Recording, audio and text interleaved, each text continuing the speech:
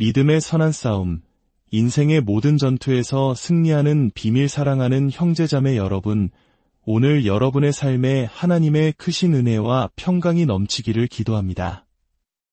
우리는 살아가면서 수많은 어려움과 싸움에 직면합니다. 때로는 지치고, 때로는 포기하고 싶을 때도 있습니다. 하지만 성경은 우리에게 반드시 이길 수 있는 싸움이 있다고 말씀합니다.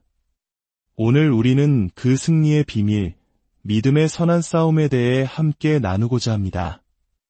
이 귀한 말씀을 통해 여러분의 영혼이 새 힘을 얻고 삶의 모든 문제 앞에서 담대히 승리하는 역사가 일어나기를 소망합니다.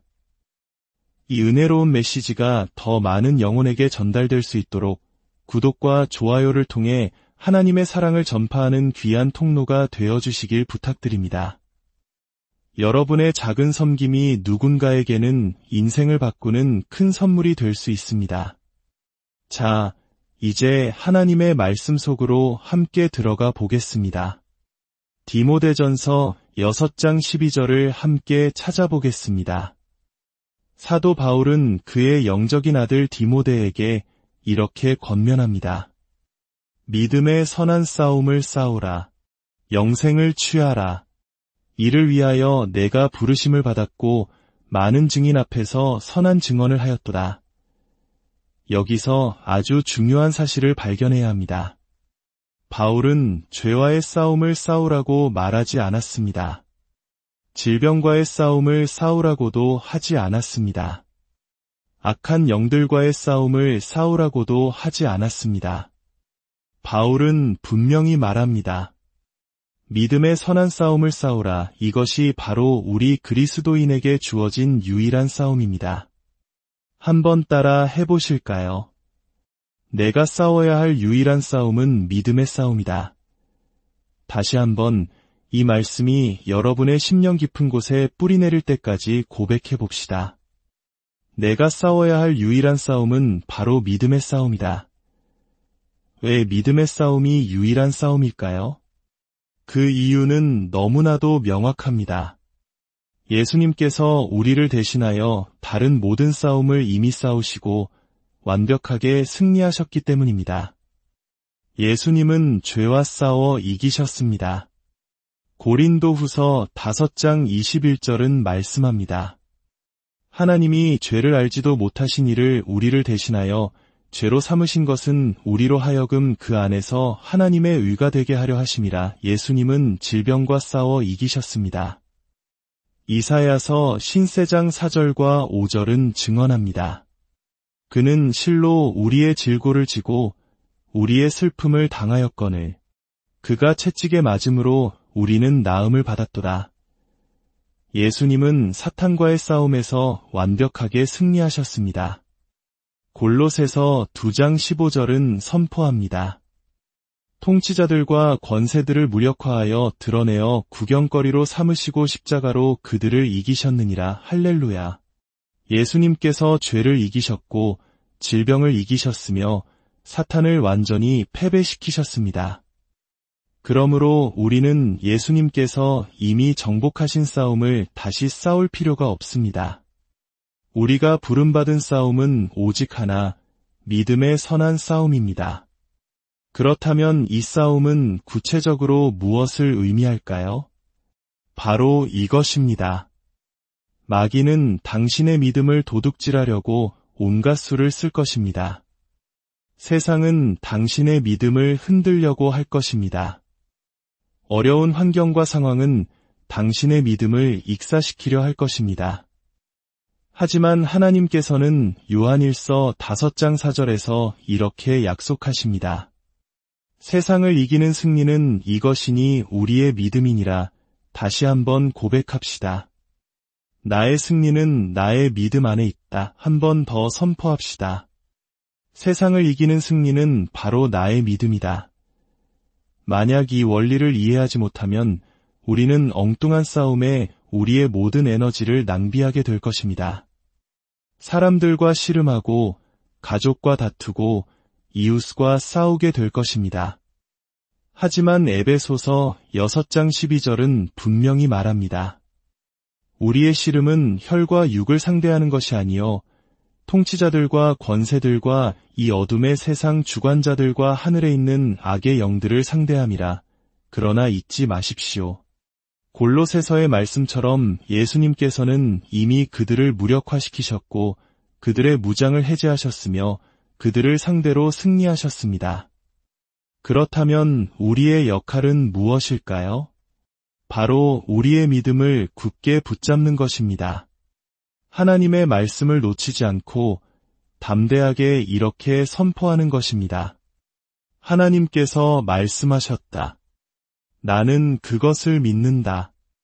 그것으로 모든 것은 끝났다. 이것이 바로 바울이 이 싸움을 선한 싸움이라고 부른 이유입니다. 왜 선한 싸움일까요? 이 싸움은 우리가 하나님의 말씀 위에 굳건히 서기만 하면 이미 승리가 보장된 싸움이기 때문입니다. 질병의 증상이 나타날 때 우리는 그가 친히 우리의 연약한 것을 담당하시고 병을 짊어지셨다는 말씀을 붙들고 믿음의 싸움을 싸웁니다. 가난과 결핍이 찾아올 때 우리는 나의 하나님이 그리스도 예수 안에서 영광 가운데 그 풍성한 대로 너희 모든 쓸 것을 채우시리라는 빌립보서의 말씀을 선포하며 믿음의 싸움을 싸웁니다. 두려움이 엄습할 때 우리는 하나님이 우리에게 주신 것은 두려워하는 마음이 아니요 오직 능력과 사랑과 절제하는 마음이니 라는 디모데후서의 말씀을 붙잡고 믿음의 싸움을 싸우는 것입니다. 우리가 싸우는 유일한 싸움은 믿음의 싸움입니다. 왜냐하면 다른 모든 싸움은 주 예수님께서 이미 승리하셨기 때문입니다. 하나님께 영광을 돌립니다. 자, 이제 그렇다면 우리의 믿음이 온전히 작동하지 못하도록 방해하는 것들은 무엇일까요? 사탄이 당신을 패배시킬 수 있는 유일한 방법은 당신의 믿음을 빼앗는 것입니다. 우리는 이 시간 믿음의 방해물들을 하나씩 점검하고 그것들을 우리 삶에서 완전히 제거하는 시간을 갖겠습니다. 첫째, 하나님의 말씀에 대한 무지입니다. 로마서 10장 17절은 이렇게 말씀합니다. 그러므로 믿음은 들음에서 나며 들음은 그리스도의 말씀으로 말미암았느니라. 믿음은 기도로 구해서 생기는 것이 아닙니다. 눈물로 간구한다고 생기는 것도 아닙니다. 금식한다고 저절로 생기는 것도 아닙니다. 믿음은 오직 단 하나의 길, 하나님의 말씀을 듣고 또 듣고 계속해서 들을 때 생겨납니다. 함께 선포해 봅시다. 믿음은 하나님의 말씀을 듣고 또 들음으로 자라난다. 이 말씀이 여러분의 영혼에 깊이 스며들 때까지 되뇌어 보십시오. 만약 믿음이 하나님의 말씀을 들음으로 온다면 불신은 다른 것을 들음으로 옵니다. 만약 당신이 의사의 부정적인 진단만을 계속 듣는다면 불신이 찾아올 것입니다. 세상의 절망적인 뉴스만을 계속 듣는다면 불신이 찾아올 것입니다. 당신의 요동치는 감정의 소리만을 계속 듣는다면 불신이 찾아올 것입니다. 하지만 당신이 하나님의 말씀에 최종 권위를 둔다면 당신의 삶에 믿음이 싹트고 자라날 것입니다. 잠언 4장 20절은 말합니다. 내 아들아 내 말에 주의하며 내가 말하는 것에 내 귀를 기울이라. 그것을 내 눈에서 떠나게 하지 말며 내 마음 속에 지키라. 대저 그것은 얻는 자에게 생명이 되며 그의 온 육체의 건강이 됨이니라. 들으셨습니까? 하나님의 말씀은 생명입니다. 하나님의 말씀은 건강입니다. 원어의 의미는 약입니다. 하나님의 말씀은 당신의 온 육체를 위한 약입니다. 그런데 왜 그렇게 많은 그리스도인들이 믿음이 연약할까요? 그들이 자신의 약을 제대로 복용하지 않기 때문입니다. 그들은 자신에게 주어진 권리가 무엇인지 알지 못하는 무지 속에 있습니다. 호세아 4장 6절은 경고합니다. 내 백성이 지식이 없음으로 망하는도다. 죄인이 지식이 없어 망하는 것이 아닙니다. 내 백성, 바로 하나님의 백성, 그리스도인들이 자신에게 주어진 것이 무엇인지 알지 못하기 때문에 파괴될 수 있다는 것입니다. 귀를 기울여 들으십시오. 당신의 의견이나 당신의 신념이 중요한 것이 아닙니다. 당신에게는 성경이 있습니다. 당신에게는 하나님께서 말씀하신 것을 믿을 권리가 있습니다. 나의 말에 귀를 기울이라 당신의 말이 아닙니다. 세상 사람의 말이 아닙니다. 전통의 말이 아닙니다. 오직 하나님의 말씀입니다. 어떤 사람은 말합니다. 그 말씀은 예전에 들어봤어요. 하지만 믿음은 들어본 적이 있음으로 생기는 것이 아닙니다. 로마서 10장 17절은 믿음이 들었었으므로 온다고 말하지 않습니다. 믿음은 들음으로 온다고 현재 진행형으로 말씀합니다. 계속해서 들어야 합니다. 계속해서 약을 복용해야 합니다. 어제의 말씀으로 오늘을 살아갈 수 없습니다. 믿음은 매일 양식을 공급받아야 합니다. 예수님께서 말씀하셨습니다. 사람이 떡으로만 살 것이 아니요 하나님의 입으로부터 나오는 모든 말씀으로 살 것이라. 당신의 육체가 매일 밥을 필요로 하듯 당신의 영은 매일 말씀을 필요로 합니다. 함께 담대히 고백합시다.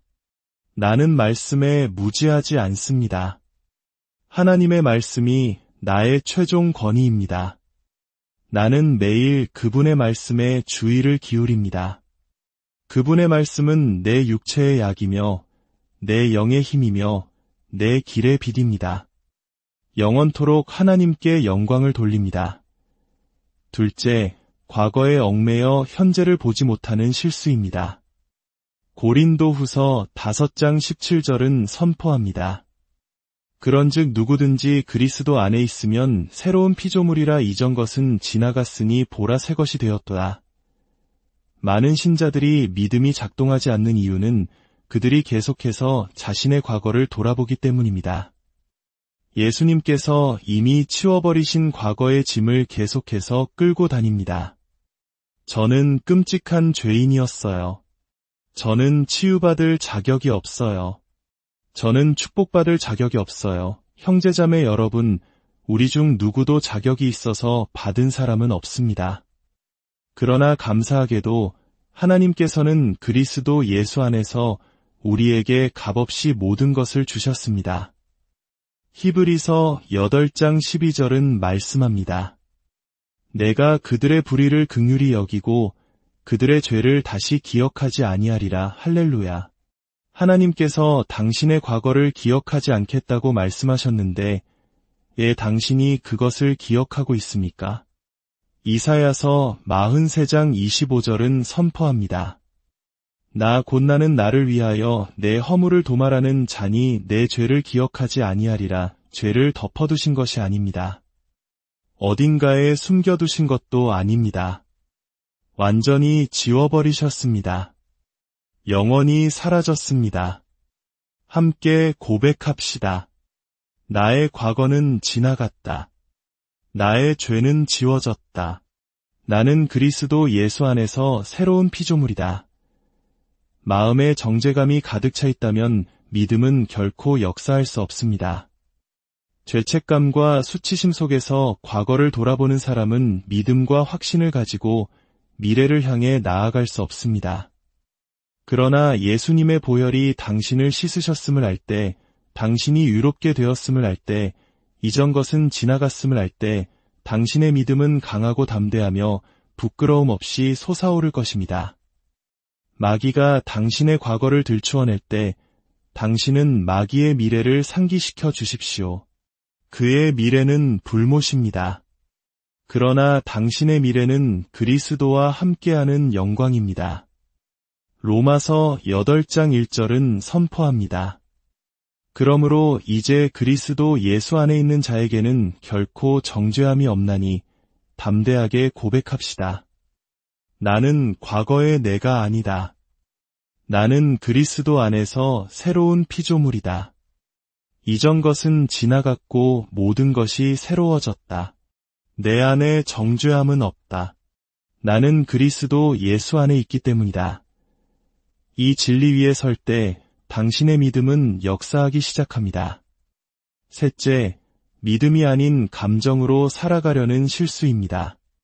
고린도후서 5장 7절은 말합니다. 이는 우리가 믿음으로 행하고 보는 것으로 행하지 아니함이로라. 함께 고백해 봅시다.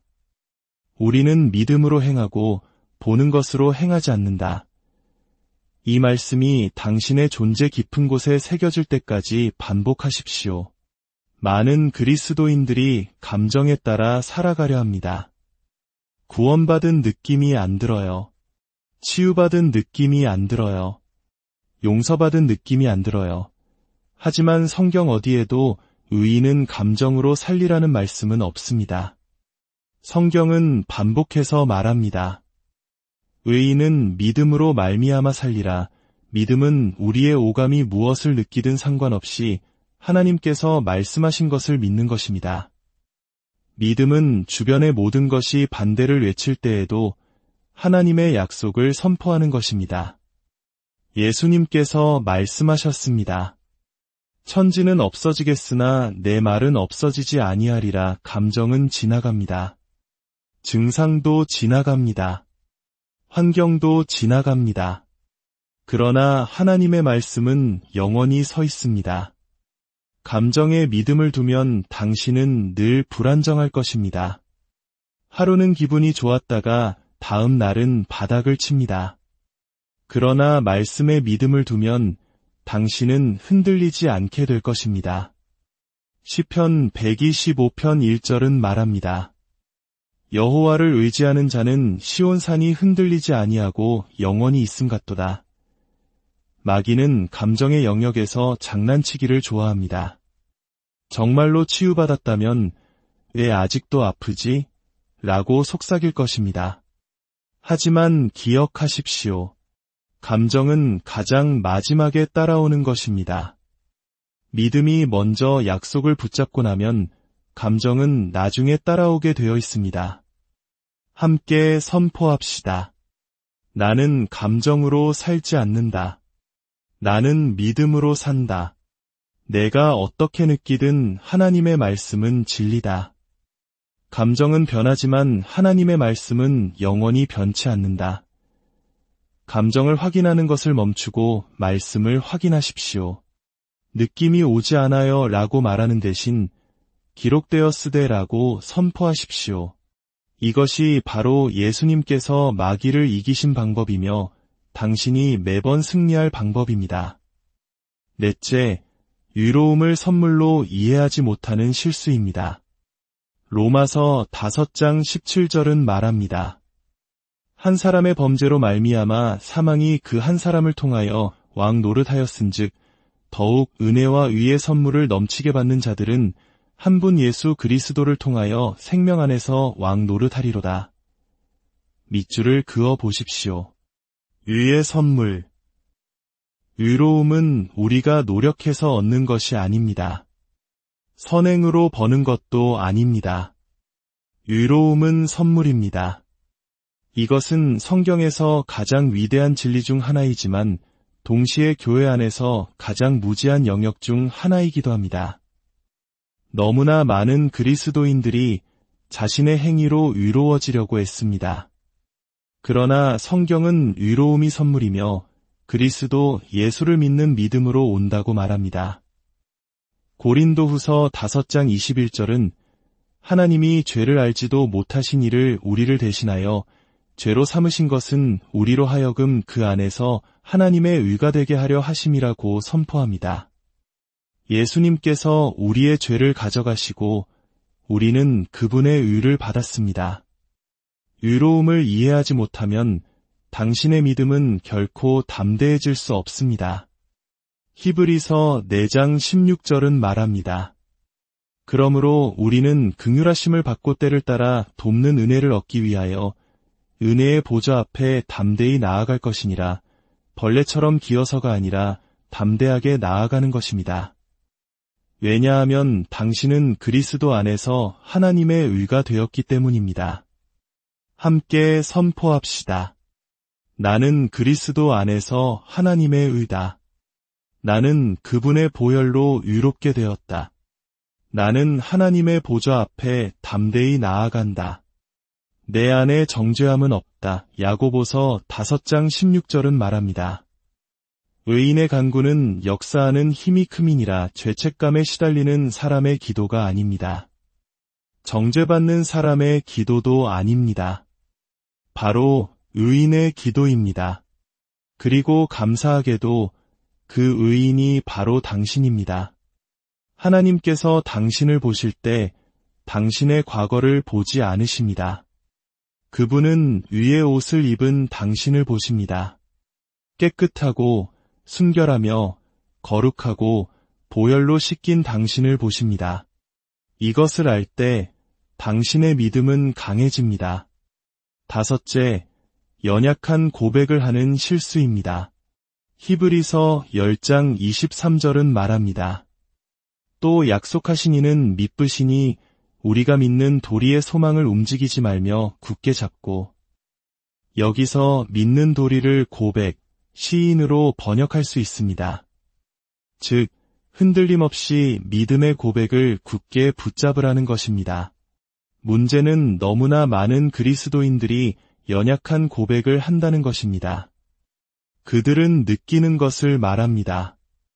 보이는 것을 말합니다. 마귀가 속삭이는 것을 말합니다. 그러나 하나님께서 말씀하신 것을 말하지 않습니다. 잠언 18장 21절은 말합니다. 죽고 사는 것이 혀의 힘에 달렸나니 혀를 쓰기 좋아하는 자는 혀의 열매를 먹으리라. 당신의 혀에 죽음과 생명이 있습니다. 당신이 말하는 것이 당신이 먹게 될 열매입니다. 많은 그리스도인들이 자신의 입으로 자신의 믿음을 취소하고 있습니다. 치유를 위해 기도하고는 나는 절대 나아지지 않을 것 같아 라고 말합니다. 재정을 위해 기도하고는 나는 늘 가난하게 살 운명인가 봐라고 말합니다.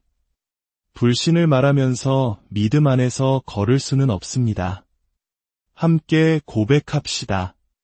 나의 말이 나를 세우기도 하고 무너뜨리기도 한다. 나의 고백이 나를 건설하기도 하고 파괴하기도 한다. 나는 오직 하나님께서 말씀하신 것만을 말할 것이다. 믿음은 씨앗이고 고백은 물입니다. 계속해서 물을 주십시오. 그러면 반드시 수확을 거두게 될 것입니다. 이외에도 하나님의 치유 의지를 의심하는 것, 용서하지 않는 마음을 품는 것, 그리스도 안에서의 권세를 사용하지 않는 것, 말씀 대신 추측에 의존하는 것, 매일 말씀을 가까이 하지 않는 것, 찬양을 소홀히 하는 것, 인내하지 못하고 즉각적인 결과만 바라는 것 등 우리의 믿음을 방해하는 많은 요소들이 있습니다. 그러나 사랑하는 여러분, 우리는 더 이상 속을 필요가 없습니다. 패배하며 살 필요가 없습니다. 우리는 믿음의 선한 싸움을 싸워 매번 이길 수 있습니다. 요한일서 5장 4절은 선포합니다. 무릇 하나님께로부터 난 자마다 세상을 이기느니라. 세상을 이기는 승리는 이것이니 우리의 믿음이니라. 당신의 승리는 당신의 감정이나 환경 혹은 당신 자신의 힘에 있지 않습니다. 당신의 승리는 당신의 믿음 안에 있습니다. 함께 승리를 선포하며 마치겠습니다. 이 고백을 크고 힘차게 따라 해주십시오. 나는 믿음의 선한 싸움을 싸운다. 나는 보는 것이 아닌 믿음으로 걷는다. 나는 감정이 아닌 말씀으로 산다. 나는 그리스도 예수 안에서 하나님의 의다. 나는 흔들림 없이 믿음의 고백을 굳게 붙잡는다. 나를 치유하고 축복하며 형통케 하시는 것이 하나님의 뜻임을 나는 안다. 나는 모든 사람을 용서하며 원한을 품지 않는다. 나는 예수의 이름으로 나의 권세를 사용한다. 마귀는 내 발 아래 있다. 나는 매일 말씀에 주의를 기울이며 그 말씀은 나의 생명이요 약이다. 나는 모든 상황 속에서 주님을 찬양하며 그 찬양이 내 입에서 끊이지 않을 것이다. 믿음과 인내로 나는 모든 약속을 상속받는다. 나의 믿음은 하나님의 나라와 영혼 구원을 위해 사용된다. 이것이 세상을 이기는 승리, 바로 나의 믿음이다. 할렐루야. 형제자매 여러분, 여러분이 싸워야 할 유일한 싸움은 믿음의 싸움입니다. 그리고 이 싸움은 승리가 보장된 선한 싸움입니다. 말씀을 마음에 품고 입으로 선포하며 삶으로 살아내십시오. 그러면 당신은 매 순간 승리를 경험하게 될 것입니다. 여러분의 삶에 하나님의 평강과 승리가 늘 함께하기를 주님의 이름으로 축복하며 믿음의 선한 싸움, 인생의 모든 전투에서 승리하는 비밀 사랑하는 형제자매 여러분, 오늘 여러분의 삶에 하나님의 크신 은혜와 평강이 넘치기를 기도합니다. 우리는 살아가면서 수많은 어려움과 싸움에 직면합니다. 때로는 지치고, 때로는 포기하고 싶을 때도 있습니다. 하지만 성경은 우리에게 반드시 이길 수 있는 싸움이 있다고 말씀합니다. 오늘 우리는 그 승리의 비밀, 믿음의 선한 싸움에 대해 함께 나누고자 합니다. 이 귀한 말씀을 통해 여러분의 영혼이 새 힘을 얻고 삶의 모든 문제 앞에서 담대히 승리하는 역사가 일어나기를 소망합니다. 이 은혜로운 메시지가 더 많은 영혼에게 전달될 수 있도록 구독과 좋아요를 통해 하나님의 사랑을 전파하는 귀한 통로가 되어주시길 부탁드립니다. 여러분의 작은 섬김이 누군가에게는 인생을 바꾸는 큰 선물이 될 수 있습니다. 자, 이제 하나님의 말씀 속으로 함께 들어가 보겠습니다. 디모데전서 6장 12절을 함께 찾아보겠습니다. 사도 바울은 그의 영적인 아들 디모데에게 이렇게 권면합니다. 믿음의 선한 싸움을 싸우라. 영생을 취하라. 이를 위하여 내가 부르심을 받았고 많은 증인 앞에서 선한 증언을 하였도다. 여기서 아주 중요한 사실을 발견해야 합니다. 바울은 죄와의 싸움을 싸우라고 말하지 않았습니다. 질병과의 싸움을 싸우라고도 하지 않았습니다. 악한 영들과의 싸움을 싸우라고도 하지 않았습니다. 바울은 분명히 말합니다. 믿음의 선한 싸움을 싸우라. 이것이 바로 우리 그리스도인에게 주어진 유일한 싸움입니다. 한번 따라 해보실까요? 내가 싸워야 할 유일한 싸움은 믿음의 싸움이다. 다시 한번 이 말씀이 여러분의 심령 깊은 곳에 뿌리내릴 때까지 고백해봅시다. 내가 싸워야 할 유일한 싸움은 바로 믿음의 싸움이다. 왜 믿음의 싸움이 유일한 싸움일까요? 그 이유는 너무나도 명확합니다. 예수님께서 우리를 대신하여 다른 모든 싸움을 이미 싸우시고 완벽하게 승리하셨기 때문입니다. 예수님은 죄와 싸워 이기셨습니다. 고린도후서 5장 21절은 말씀합니다. 하나님이 죄를 알지도 못하신 이를 우리를 대신하여 죄로 삼으신 것은 우리로 하여금 그 안에서 하나님의 의가 되게 하려 하심이라. 예수님은 질병과 싸워 이기셨습니다. 이사야서 54장 4절과 5절은 증언합니다. 그는 실로 우리의 질고를 지고 우리의 슬픔을 당하였거늘 그가 채찍에 맞음으로 우리는 나음을 받았도다. 예수님은 사탄과의 싸움에서 완벽하게 승리하셨습니다. 골로새서 2장 15절은 선포합니다. 통치자들과 권세들을 무력화하여 드러내어 구경거리로 삼으시고 십자가로 그들을 이기셨느니라. 할렐루야. 예수님께서 죄를 이기셨고 질병을 이기셨으며 사탄을 완전히 패배시키셨습니다. 그러므로 우리는 예수님께서 이미 정복하신 싸움을 다시 싸울 필요가 없습니다. 우리가 부름받은 싸움은 오직 하나, 믿음의 선한 싸움입니다. 그렇다면 이 싸움은 구체적으로 무엇을 의미할까요?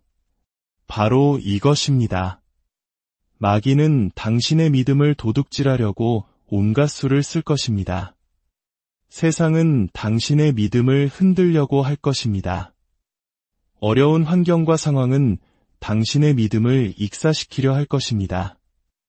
하지만 하나님께서는 요한일서 5장 4절에서 이렇게 약속하십니다. 세상을 이기는 승리는 이것이니 우리의 믿음이니라. 다시 한번 고백합시다. 나의 승리는 나의 믿음 안에 있다. 한 번 더 선포합시다. 세상을 이기는 승리는 바로 나의 믿음이다. 만약 이 원리를 이해하지 못하면 우리는 엉뚱한 싸움에 우리의 모든 에너지를 낭비하게 될 것입니다. 사람들과 씨름하고 가족과 다투고 이웃과 싸우게 될 것입니다. 하지만 에베소서 6장 12절은 분명히 말합니다. 우리의 씨름은 혈과 육을 상대하는 것이 아니요 통치자들과 권세들과 이 어둠의 세상 주관자들과 하늘에 있는 악의 영들을 상대함이라. 그러나 잊지 마십시오. 골로새서의 말씀처럼 예수님께서는 이미 그들을 무력화시키셨고 그들의 무장을 해제하셨으며 그들을 상대로 승리하셨습니다. 그렇다면 우리의 역할은 무엇일까요? 바로 우리의 믿음을 굳게 붙잡는 것입니다. 하나님의 말씀을 놓치지 않고 담대하게 이렇게 선포하는 것입니다. 하나님께서 말씀하셨다. 나는 그것을 믿는다.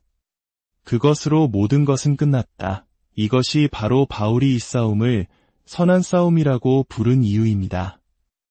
왜 선한 싸움일까요? 이 싸움은 우리가 하나님의 말씀 위에 굳건히 서기만 하면 이미 승리가 보장된 싸움이기 때문입니다. 질병의 증상이 나타날 때 우리는 그가 친히 우리의 연약한 것을 담당하시고 병을 짊어지셨다는 말씀을 붙들고 믿음의 싸움을 싸웁니다.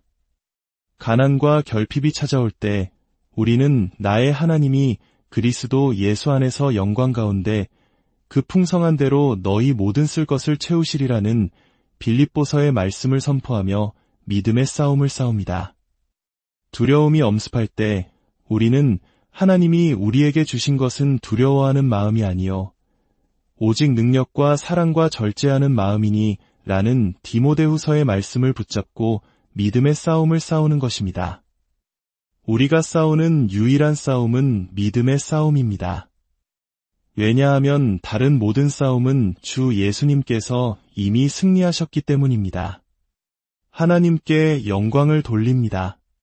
자, 이제 그렇다면 우리의 믿음이 온전히 작동하지 못하도록 방해하는 것들은 무엇일까요? 사탄이 당신을 패배시킬 수 있는 유일한 방법은 당신의 믿음을 빼앗는 것입니다.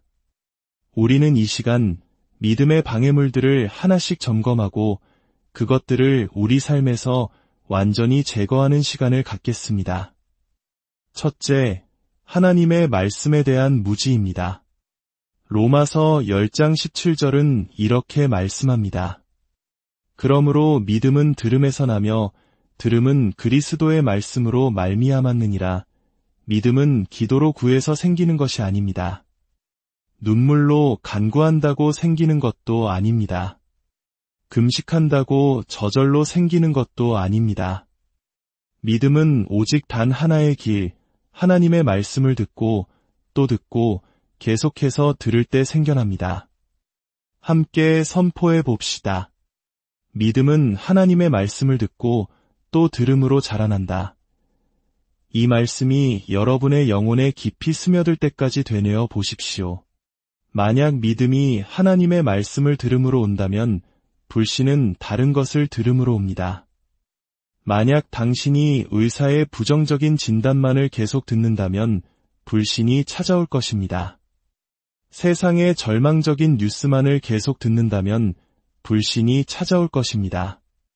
당신의 요동치는 감정의 소리만을 계속 듣는다면 불신이 찾아올 것입니다.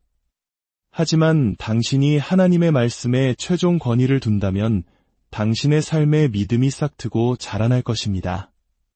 잠언 4장 20절은 말합니다. 내 아들아 내 말에 주의하며 내가 말하는 것에 내 귀를 기울이라. 그것을 내 눈에서 떠나게 하지 말며 내 마음 속에 지키라. 대저 그것은 얻는 자에게 생명이 되며 그의 온 육체의 건강이 됨이니라. 들으셨습니까? 하나님의 말씀은 생명입니다. 하나님의 말씀은 건강입니다. 원어의 의미는 약입니다. 하나님의 말씀은 당신의 온 육체를 위한 약입니다. 그런데 왜 그렇게 많은 그리스도인들이 믿음이 연약할까요?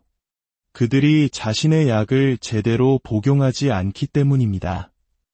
그들은 자신에게 주어진 권리가 무엇인지 알지 못하는 무지 속에 있습니다.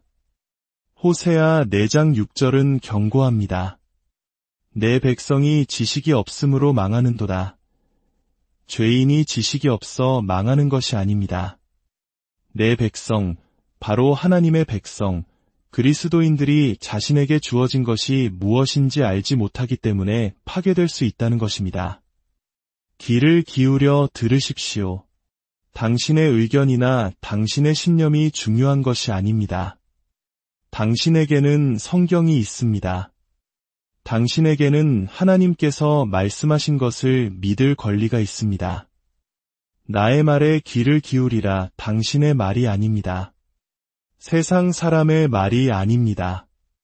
전통의 말이 아닙니다.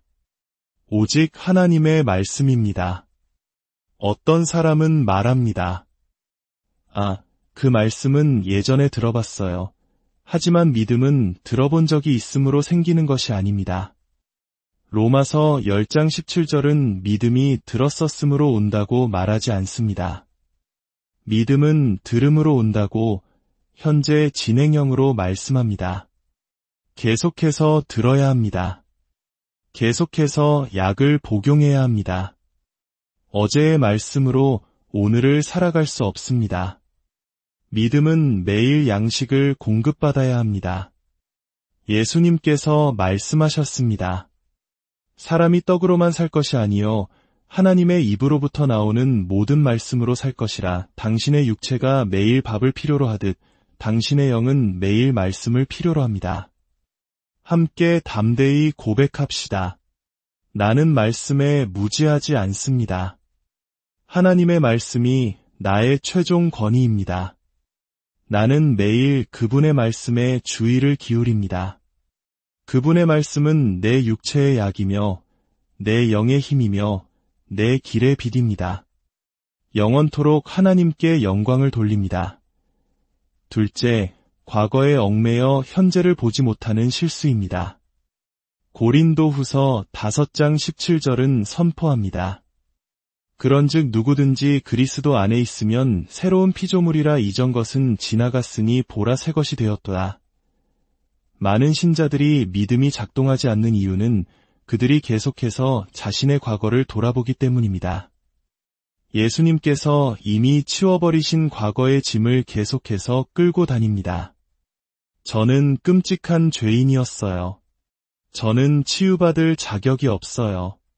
저는 축복받을 자격이 없어요. 형제자매 여러분, 우리 중 누구도 자격이 있어서 받은 사람은 없습니다.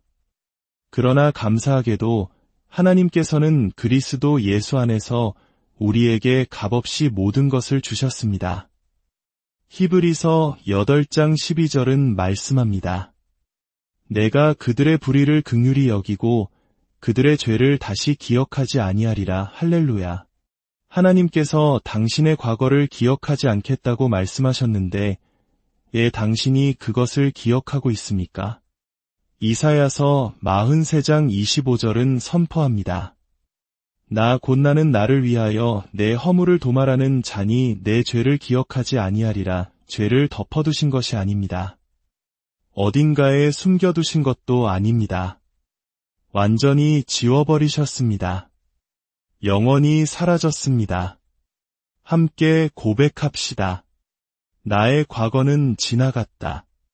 나의 죄는 지워졌다. 나는 그리스도 예수 안에서 새로운 피조물이다. 마음에 정죄감이 가득 차 있다면 믿음은 결코 역사할 수 없습니다. 죄책감과 수치심 속에서 과거를 돌아보는 사람은 믿음과 확신을 가지고 미래를 향해 나아갈 수 없습니다. 그러나 예수님의 보혈이 당신을 씻으셨음을 알 때, 당신이 유롭게 되었음을 알 때, 이전 것은 지나갔음을 알 때, 당신의 믿음은 강하고 담대하며 부끄러움 없이 솟아오를 것입니다. 마귀가 당신의 과거를 들추어낼 때 당신은 마귀의 미래를 상기시켜 주십시오. 그의 미래는 불못입니다. 그러나 당신의 미래는 그리스도와 함께하는 영광입니다. 로마서 8장 1절은 선포합니다. 그러므로 이제 그리스도 예수 안에 있는 자에게는 결코 정죄함이 없나니 담대하게 고백합시다. 나는 과거의 내가 아니다. 나는 그리스도 안에서 새로운 피조물이다. 이전 것은 지나갔고 모든 것이 새로워졌다. 내 안에 정죄함은 없다. 나는 그리스도 예수 안에 있기 때문이다. 이 진리 위에 설 때 당신의 믿음은 역사하기 시작합니다. 셋째, 믿음이 아닌 감정으로 살아가려는 실수입니다. 고린도후서 5장 7절은 말합니다. 이는 우리가 믿음으로 행하고 보는 것으로 행하지 아니함이로라. 함께 고백해 봅시다. 우리는 믿음으로 행하고 보는 것으로 행하지 않는다. 이 말씀이 당신의 존재 깊은 곳에 새겨질 때까지 반복하십시오.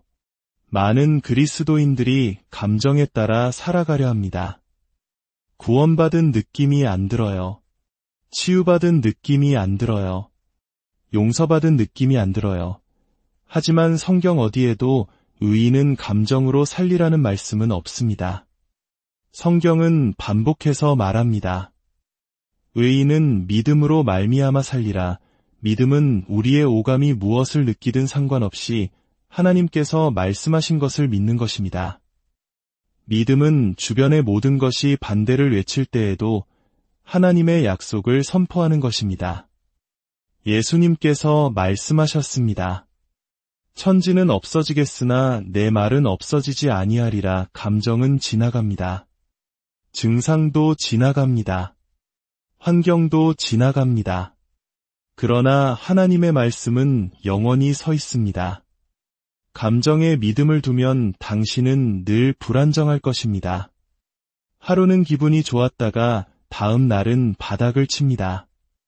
그러나 말씀에 믿음을 두면 당신은 흔들리지 않게 될 것입니다. 시편 125편 1절은 말합니다. 여호와를 의지하는 자는 시온산이 흔들리지 아니하고 영원히 있음 같도다.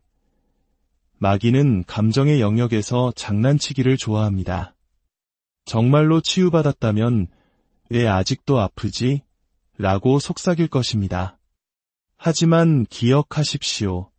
감정은 가장 마지막에 따라오는 것입니다. 믿음이 먼저 약속을 붙잡고 나면 감정은 나중에 따라오게 되어 있습니다. 함께 선포합시다. 나는 감정으로 살지 않는다. 나는 믿음으로 산다. 내가 어떻게 느끼든 하나님의 말씀은 진리다. 감정은 변하지만 하나님의 말씀은 영원히 변치 않는다. 감정을 확인하는 것을 멈추고 말씀을 확인하십시오. 느낌이 오지 않아요 라고 말하는 대신 기록되었으되 라고 선포하십시오. 이것이 바로 예수님께서 마귀를 이기신 방법이며 당신이 매번 승리할 방법입니다. 넷째, 의로움을 선물로 이해하지 못하는 실수입니다. 로마서 5장 17절은 말합니다. 한 사람의 범죄로 말미암아 사망이 그 한 사람을 통하여 왕 노릇하였은즉 더욱 은혜와 의의 선물을 넘치게 받는 자들은 한 분 예수 그리스도를 통하여 생명 안에서 왕 노릇하리로다. 밑줄을 그어 보십시오. 의의 선물. 의로움은 우리가 노력해서 얻는 것이 아닙니다. 선행으로 버는 것도 아닙니다. 의로움은 선물입니다. 이것은 성경에서 가장 위대한 진리 중 하나이지만 동시에 교회 안에서 가장 무지한 영역 중 하나이기도 합니다. 너무나 많은 그리스도인들이 자신의 행위로 의로워지려고 했습니다. 그러나 성경은 의로움이 선물이며 그리스도 예수를 믿는 믿음으로 온다고 말합니다. 고린도후서 5장 21절은 하나님이 죄를 알지도 못하신 이를 우리를 대신하여 죄로 삼으신 것은 우리로 하여금 그 안에서 하나님의 의가 되게 하려 하심이라고 선포합니다. 예수님께서 우리의 죄를 가져가시고 우리는 그분의 의를 받았습니다. 의로움을 이해하지 못하면 당신의 믿음은 결코 담대해질 수 없습니다. 히브리서 4장 16절은 말합니다. 그러므로 우리는 긍휼하심을 받고 때를 따라 돕는 은혜를 얻기 위하여 은혜의 보좌 앞에 담대히 나아갈 것이니라. 벌레처럼 기어서가 아니라 담대하게 나아가는 것입니다. 왜냐하면 당신은 그리스도 안에서 하나님의 의가 되었기 때문입니다. 함께 선포합시다. 나는 그리스도 안에서 하나님의 의다. 나는 그분의 보혈로 의롭게 되었다. 나는 하나님의 보좌 앞에 담대히 나아간다. 내 안에 정죄함은 없다. 야고보서 5장 16절은 말합니다. 의인의 간구는 역사하는 힘이 큼이니라. 죄책감에 시달리는 사람의 기도가 아닙니다. 정죄받는 사람의 기도도 아닙니다. 바로 의인의 기도입니다. 그리고 감사하게도 그 의인이 바로 당신입니다. 하나님께서 당신을 보실 때 당신의 과거를 보지 않으십니다. 그분은 위의 옷을 입은 당신을 보십니다. 깨끗하고 순결하며 거룩하고 보혈로 씻긴 당신을 보십니다. 이것을 알 때 당신의 믿음은 강해집니다. 5째, 연약한 고백을 하는 실수입니다. 히브리서 10장 23절은 말합니다. 또 약속하신 이는 미쁘시니 우리가 믿는 도리의 소망을 움직이지 말며 굳게 잡고, 여기서 믿는 도리를 고백, 시인으로 번역할 수 있습니다. 즉, 흔들림 없이 믿음의 고백을 굳게 붙잡으라는 것입니다. 문제는 너무나 많은 그리스도인들이 연약한 고백을 한다는 것입니다. 그들은 느끼는 것을 말합니다. 보이는 것을 말합니다. 마귀가 속삭이는 것을 말합니다. 그러나 하나님께서 말씀하신 것을 말하지 않습니다. 잠언 18장 21절은 말합니다. 죽고 사는 것이 혀의 힘에 달렸나니 혀를 쓰기 좋아하는 자는 혀의 열매를 먹으리라. 당신의 혀에 죽음과 생명이 있습니다. 당신이 말하는 것이 당신이 먹게 될 열매입니다. 많은 그리스도인들이 자신의 입으로 자신의 믿음을 취소하고 있습니다. 치유를 위해 기도하고는 나는 절대 나아지지 않을 것 같아 라고 말합니다. 재정을 위해 기도하고는 나는 늘 가난하게 살 운명인가 봐라고 말합니다. 불신을 말하면서 믿음 안에서 걸을 수는 없습니다. 함께 고백합시다. 나의 말이 나를 세우기도 하고 무너뜨리기도 한다. 나의 고백이 나를 건설하기도 하고 파괴하기도 한다. 나는 오직 하나님께서 말씀하신 것만을 말할 것이다. 믿음은 씨앗이고 고백은 물입니다. 계속해서 물을 주십시오. 그러면 반드시 수확을 거두게 될 것입니다.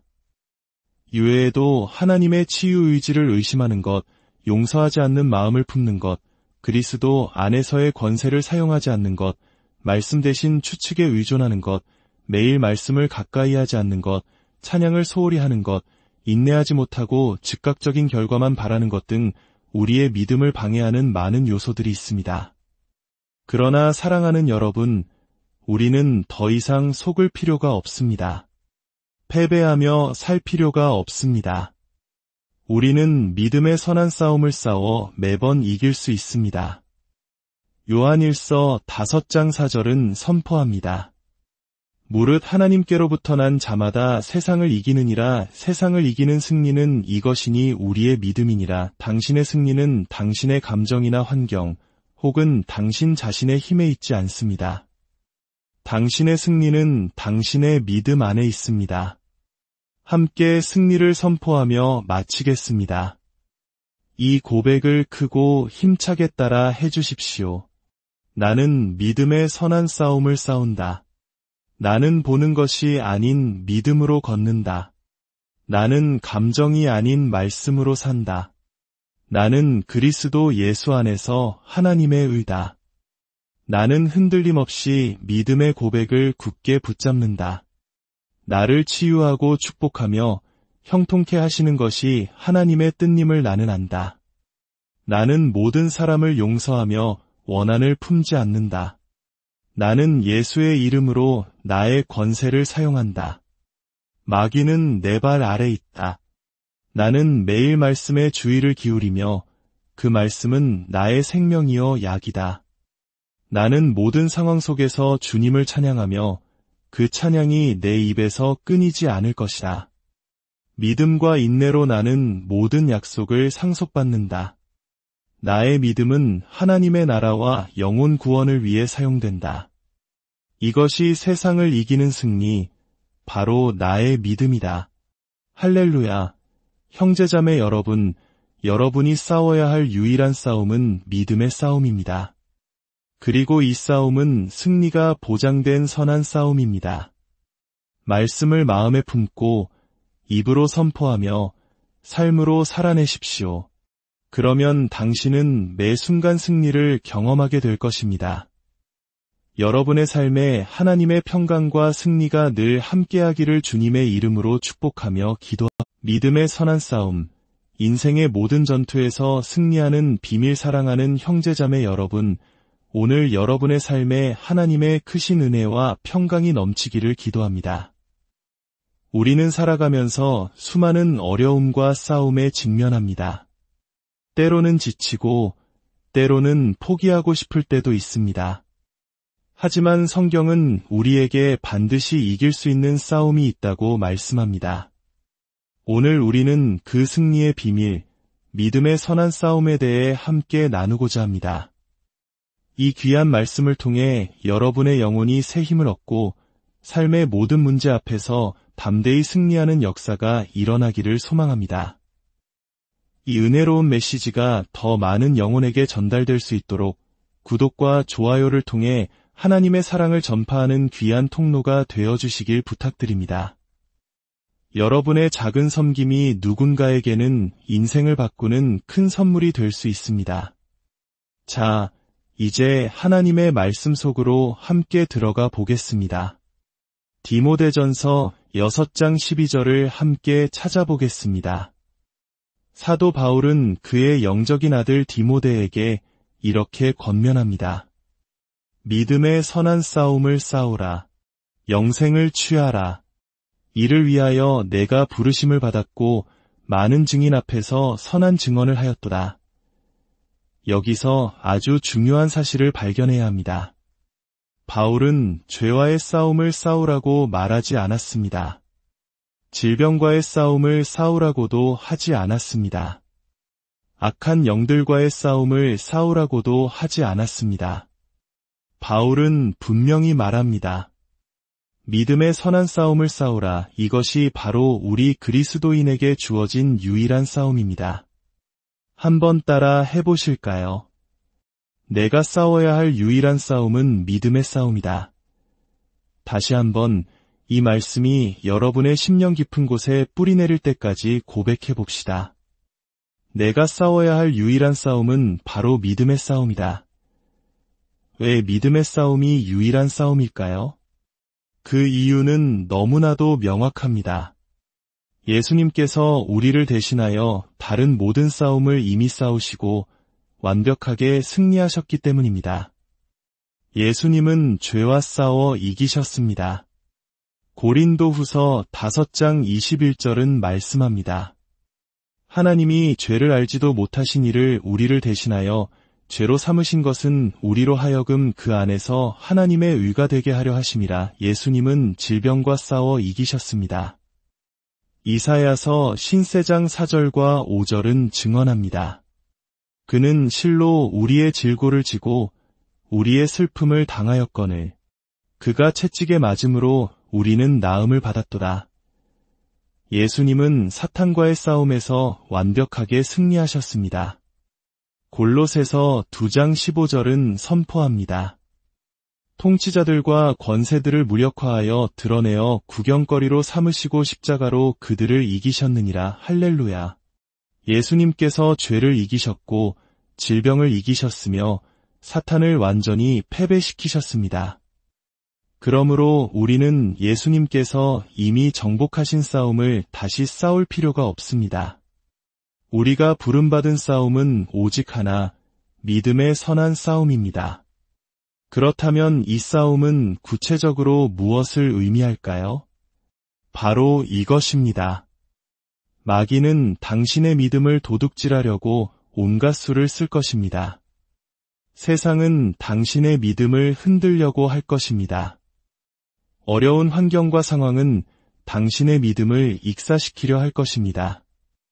하지만 하나님께서는 요한일서 5장 4절에서 이렇게 약속하십니다. 세상을 이기는 승리는 이것이니 우리의 믿음이니라. 다시 한번 고백합시다. 나의 승리는 나의 믿음 안에 있다. 한 번 더 선포합시다. 세상을 이기는 승리는 바로 나의 믿음이다. 만약 이 원리를 이해하지 못하면 우리는 엉뚱한 싸움에 우리의 모든 에너지를 낭비하게 될 것입니다. 사람들과 씨름하고 가족과 다투고 이웃과 싸우게 될 것입니다. 하지만 에베소서 6장 12절은 분명히 말합니다. 우리의 씨름은 혈과 육을 상대하는 것이 아니요 통치자들과 권세들과 이 어둠의 세상 주관자들과 하늘에 있는 악의 영들을 상대함이라. 그러나 잊지 마십시오.